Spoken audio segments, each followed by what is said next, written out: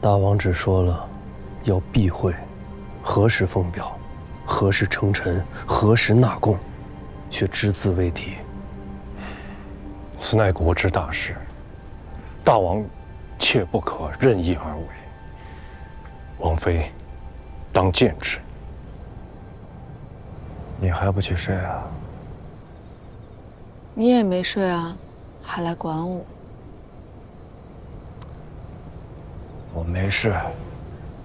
还说没事，整日间神思不属的，也不肯说句明白话给下面的人，弄得那帮相公太尉整日疑神疑鬼。你这分明啊是又钻牛角尖了。我是不是又做错了？你是谁啊？你是钱家九郎。纵使已经做了10年的国主大王，官拜尚书令、天下兵马都元帅，那又如何？九郎就是九郎，热血、义气、侠义担当。但凡是他想不通、不认可的事儿，天王老子来说也没有用。吴越之地是中原大国，这是祖训，也是国策，这些都不假。但是有一条，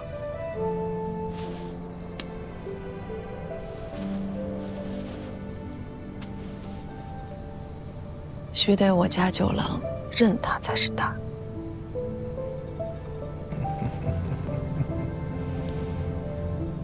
我只认你。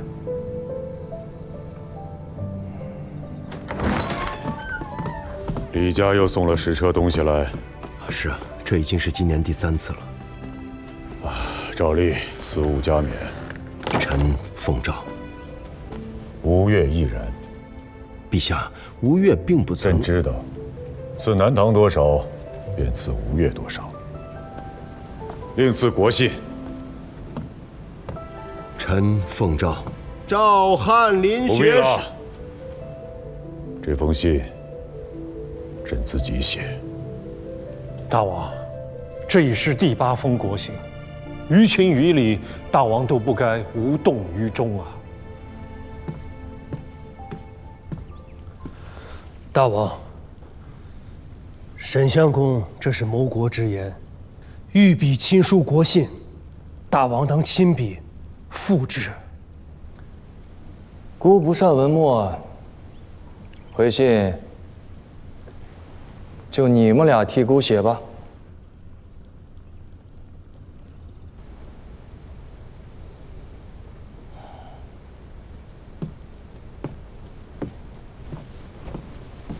晚间阅读太伤眼睛了。大宋翰林玄是院看印的。皇舍有人往来监视权贵府邸，见了藏本，阿弟前人腾而来的。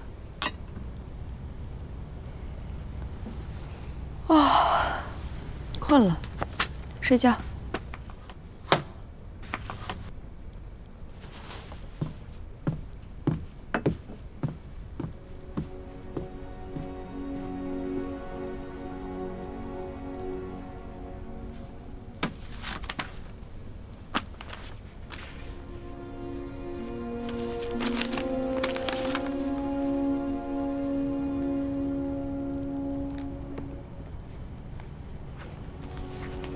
传教，在。丞相府和通儒院，你就称臣表彰，准备贡品，以元帅府判官为贡使，出使京师。诺。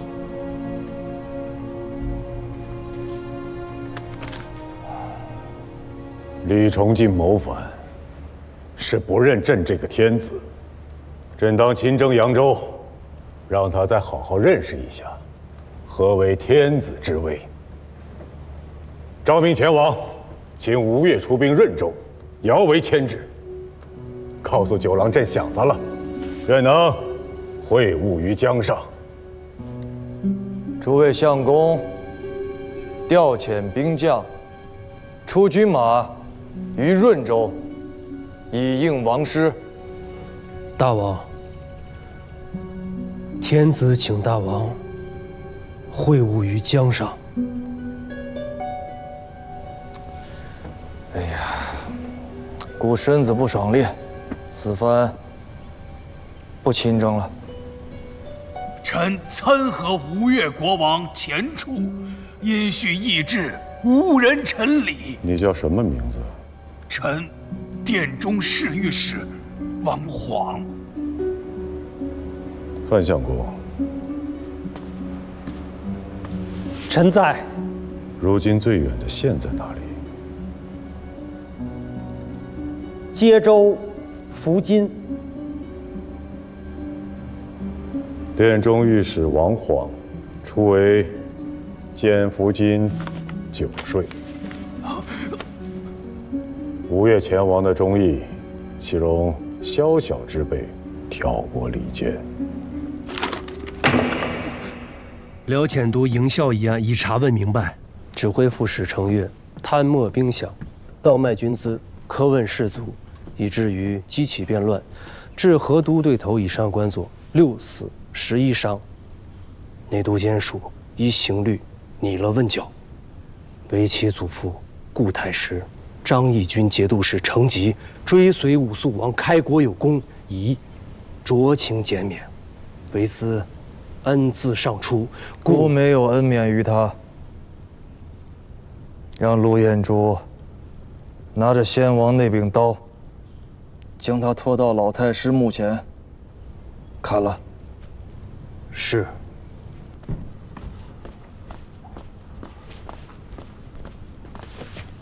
启奏大王，安国义警军有急奏，七郎废王病重。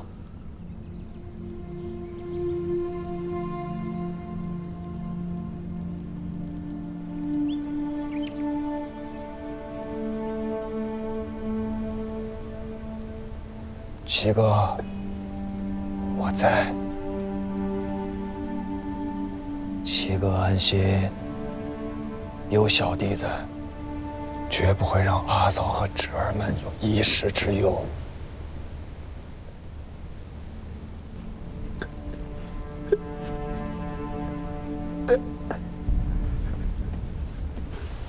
阿平，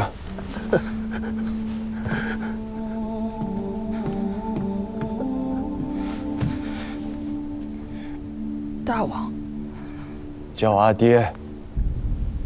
自今日起，阿俊就是你亲弟弟，阿南就是你亲妹妹。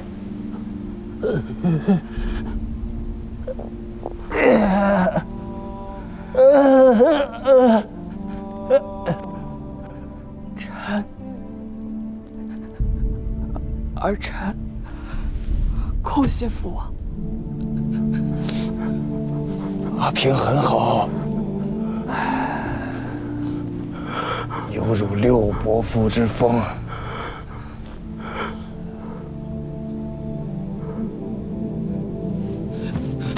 爹，爹，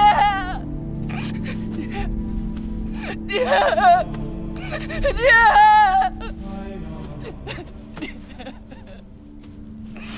爹，爹，爹！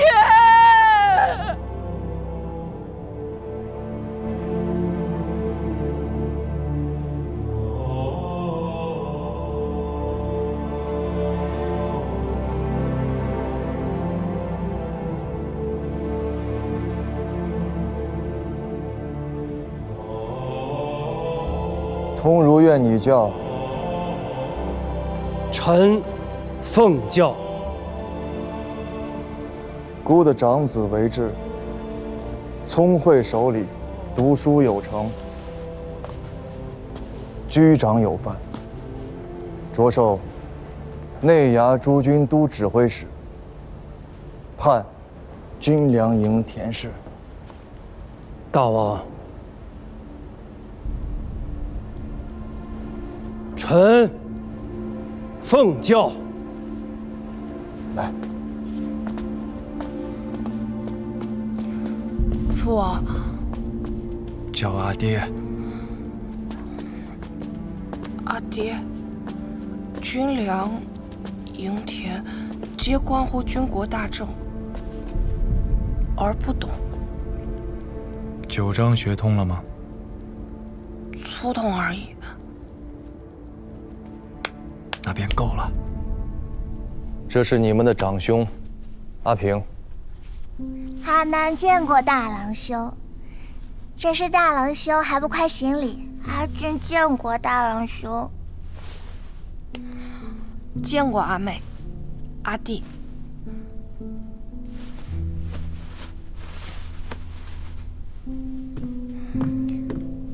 些许心意，阿妹阿弟莫嫌粗薄。阿南谢过大郎兄，阿俊谢过大郎兄。兄弟姊妹，要续长幼之序，更要续敦爱之礼。随着年纪长大了，各自生了丘壑，坏了家人情分。阿爹可是不依的。儿子谨遵阿爹教诲。女儿谨遵阿爹教诲。是。阿平，确实可怜。你既是想好了，日后却不能反悔，更切忌偏心。你这话确实说的有意思，是怕阿平有3个半没了下场吗？阿兄有母亲，大哥有5伯父，各有倚仗。阿平却是什么也没有。懂了，你放宽心。我不是阿爹。公元964年即乾德2年11月，宋太祖赵匡胤以后蜀勾结北汉、图谋换境为由，前大将王全斌、刘光义统兵6万，分北东2路进讨。后蜀军顷刻溃败。次年正月，后蜀主孟昶出降，然宋军主帅王全斌下令掠杀以降蜀兵近3万人。此等骇人暴行，历使蜀地民心背离，激起大规模兵变。消息传开，江南诸国震撼。宋之统一大业亦为此蒙上阴影。孟氏举城而降，蜀地人心未服。文州刺史全师雄举兵而返，自称新国军节度使，蜀人多有响应。蜀地17州风声鹤唳，颇有动摇之势。王全斌，该死啊！陛下，大军在外，不宜处置兵捆之将帅。下诏申斥，夺其节钺，命曹兵刘光义暂领中军。陛下，若不是他杀了那3万降卒，蜀中能有这番变乱吗？3万人啊，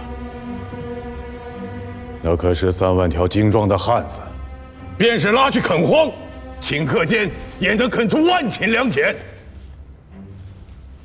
3、5年间，朝中可多出上百万户的粮米捐赋，更别说，在这3万人的身后，还有数十万的妇孺。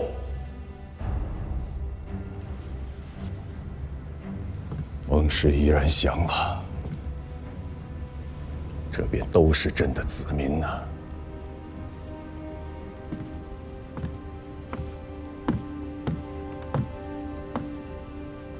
王孟两家在蜀地经营了几十年，人丁户口颇有滋生，粮秣甲仗多有机灵。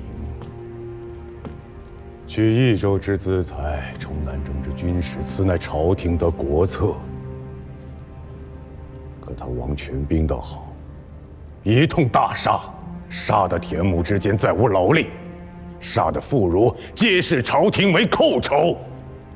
再加上全师雄这一乱，蜀地怕是没个3、50年缓不过这口气呀。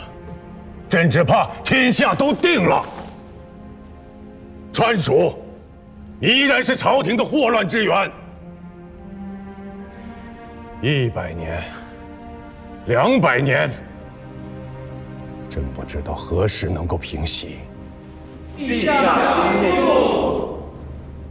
他杀了3万人，以天下300年之大祸患。朕没有当即砍了他，依然是看在阿爹的面子上了。兵交将汉，兵为将友，上下裹挟。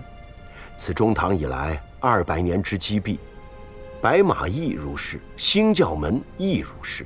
长安天子魏博压兵，5代以来鼎益之机莫不如此。王全斌是自兴教门之变过来时的老人，积习难改而已，并非出于顺逆之心。朕不在意他的顺逆之心，朕在意的正是相公方才所言“积习难改”4字。子平以为呢？陛下，秋岁将至，正是取士之时。臣请旨开长科，以录天下文士，足国家全选之采用。朕问你如何处置武将，你却说要开科取录文臣，薛钦这糊涂装得好啊！文武之道，一张一弛，岂曰糊涂？武将是在马上取功名，文官却全要向科场中求取。国朝定鼎以来，每岁取长科进士不过10-20，制科便更少了。其搏杀之力，实不亚于陷阵搏命。诛心总比杀人强吧？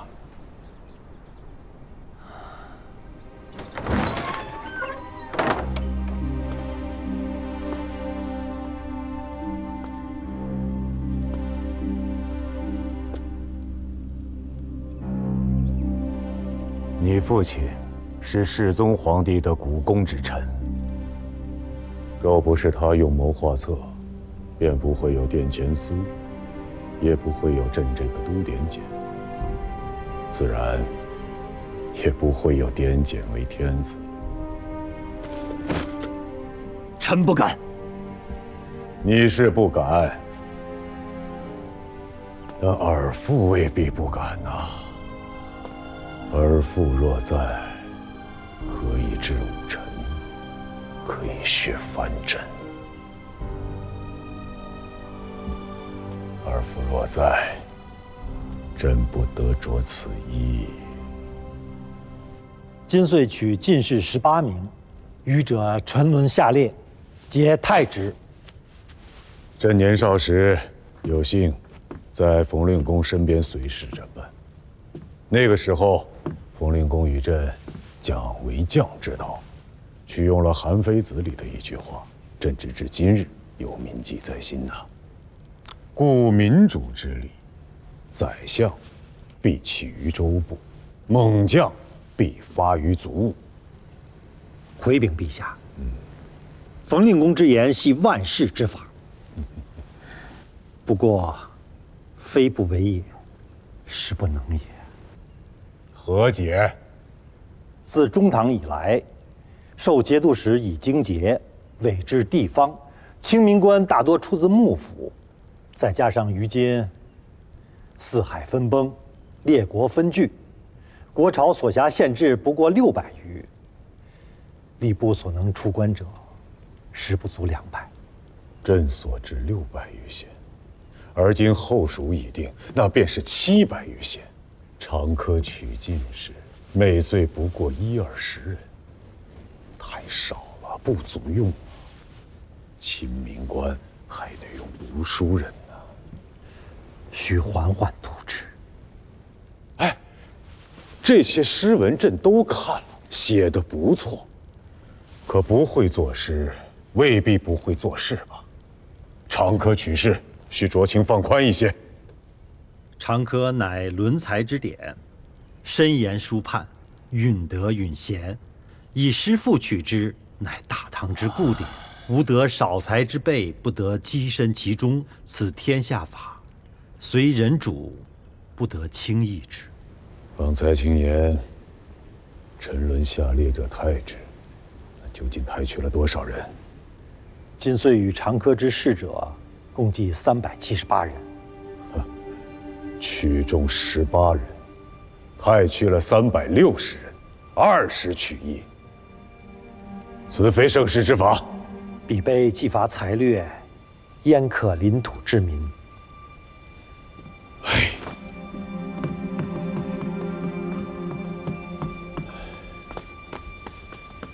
总比拎刀子的强些。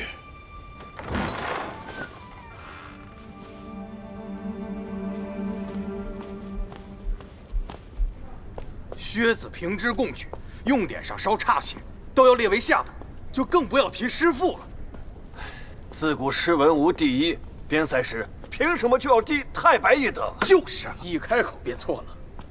自冯令公以来，独推杜工部，什么要塞，什么太白，都是浮云。池中鱼鳖应相和，从此方知有主人。冯令公自家作诗，却也不学杜工部，偏生要为难我等。冯令公所言鱼鳖，骂的正是耳背。司马普，老兄赴长科应试有40年了吧？你这般懂得冯令公的诗，他老人家为相30年，也不见他取你做进士，做得一官半职。少年人手不能提，肩不能担，不能术数不知民情，诗文做得再好，也是废物。冯令公为何要取我做官呢？四是在无一众，确乎是个废物。700年前，司马氏做天子，40年而天下大乱，乃是废物。现在700年后，司马氏赴中科，40年不得中啊，亦是废物。这700年的废物，真的是前无古人，后不追来者呀！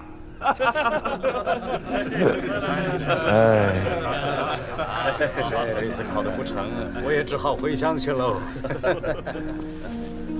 先生，我家主人相邀，还请先生不吝赐教。